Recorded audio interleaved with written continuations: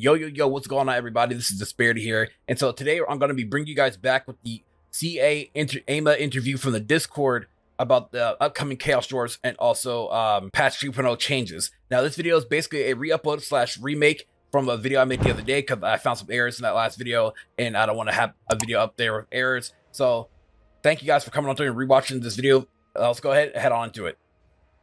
Will victory achievements for pre-Warhammer 3 races and factions be added in Immortal Empires 3.0? So Rich here says, no, not at this time. It's very much on our radar to achieve this for you all when we can. It's not a small undertaking, and to give you some context to this, we now have some 89 legendary lords available within Warhammer 3 and with the release of the Chaos Dwarfs.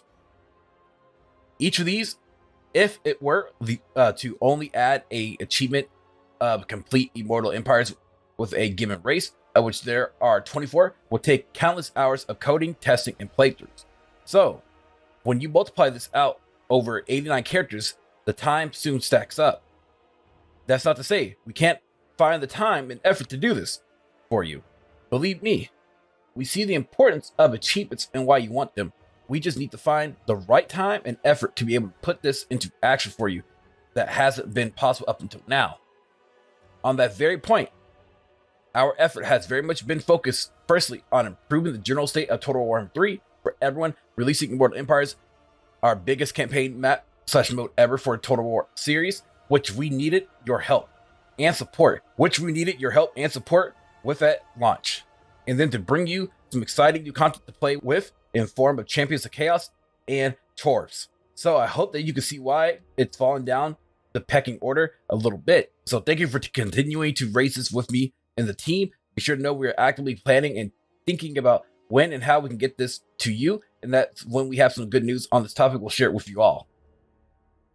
Okay, so the next thing that's posted that they're going to be talking about here is, what's with the refusal to use the word slave in the new DLC?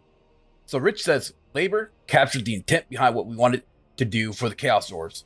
We felt that the Dwarfs' singular focus on exploiting the resource of the world and treating the world's people as a resource was their driving motivator. To them, the people are just labor. We think the term has its place. For example, with the Dark Elves, the Druki are more sadistic and take pleasure in enslaving others.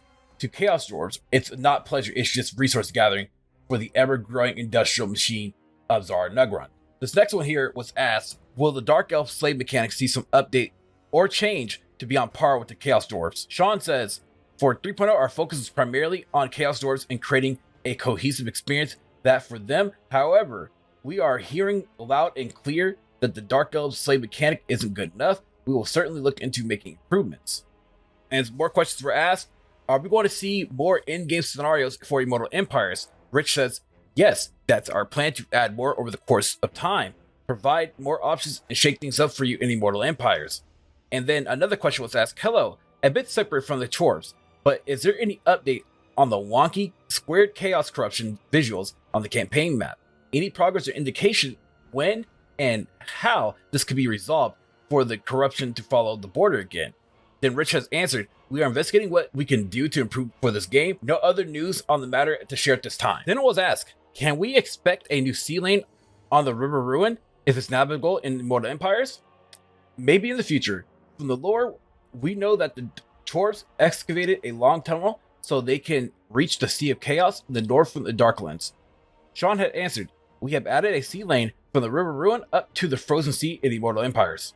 This next one that was asked, will there be new landmarks for Dwarves, and will you implement further landmarks for all races in the coming future for Immortal Empires? Sean had answered, there are new landmarks for Dwarves, and we now have added some landmarks that benefit other races too. We'll keep looking to add landmarks to special locations. We can keep a close eye on feedback too. So if there's a particular landmark people feel is missing, it should be in the game, we will look to get it in. Okay, so here goes another one. One of the main features of the Chaos Dwarfs is their ability to build towers, factories, and other structures everywhere and spread their darkness a la Sauron throughout the world. In other words, they paint the map. However, the current settlement system seems a bit hard-coded, and settlements do not change in the appearance when taken by the Chaos Dwarfs or any other faction, even when rebuilt from ruins. They keep the original aspect of their previous owner. My question is simple. Will we see a dynamic settlement system implemented in the future where cities will slightly change over time or become more in line with the current owner's design? And look, or this is a feature that's been requested by the community quite frequently recently, and is something SEA is considering. There are technical limitations to us doing this. Our battle mats are selected based on the series of files that do not change during the campaign. If a settlement was to change its campaign visual, wouldn't be able to change its in-battle visual to match. As with all things, nothing is impossible, but it could be pretty costly to change this, so it's something we have to consider, but we haven't acted on it. Okay, and the last one here, since we now have Hobgoblins within the ranks of the Chaos Dwarfs, has there been any changes or additions to the Eastern Steppe? So, Rich says here, so in working closely with Games Workshop, we have given a nod to the Hobgoblin Connet via a couple of the Wolf Rider units and Ogla Khan's Regents of Renown unit.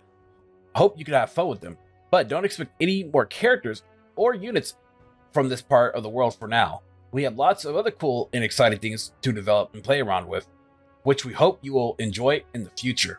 Alright, so with all that said, let me know what you guys think about the upcoming Dwarfs DLC and also patch 3.0. So far, other than the Dwarfs, I feel like this patch is kind of going to be underwhelming a little bit, because it feels like, I mean, yeah, out of the past, like, what, 5 to 6 months that, we've been waiting on this DLC, I feel like there could have been a lot more been done. But you guys let me know what y'all believe in the comment section below, and I want to hear what y'all thoughts are. Thank you guys for watching. Thank you guys for coming on through, listening to the video. You guys have a good one. See y'all for the next one. Peace out. Much love, everybody. Bye.